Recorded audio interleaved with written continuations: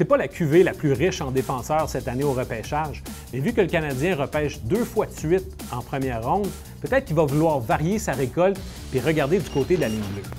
Jackson Smith est un défenseur à caractère offensif de 6 pieds 4 et 200 livres. Il jouait à Tri-City cette année, mais là, il s'en va à l'université Penn State. Il y a beaucoup d'atouts intéressants, mais s'il glisse jusqu'au 16e rang, c'est parce qu'il y a des équipes qui auront eu peur des gaffes qu'il a tendance à commettre de temps en temps. À première vue, Cameron Reed n'est pas le genre de défenseur dont le Canadien a besoin. C'est un gaucher, il mesure à peine 6 pieds, mais c'est probablement le défenseur le plus talentueux qui risque d'être encore disponible au milieu de la première ronde. Reed est très mobile, il est super efficace en transition, puis il est très responsable dans son territoire aussi. Pensez un peu à Devon Tate de l'Avalanche du Colorado.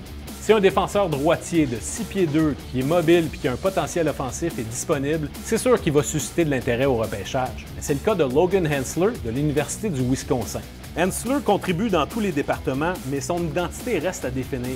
C'est quoi la dimension de son jeu qui va l'aider à s'établir dans la Ligue nationale? Ça, c'est moins clair que pour d'autres défenseurs.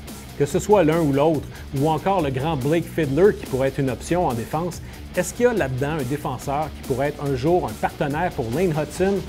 Ça, c'est la question.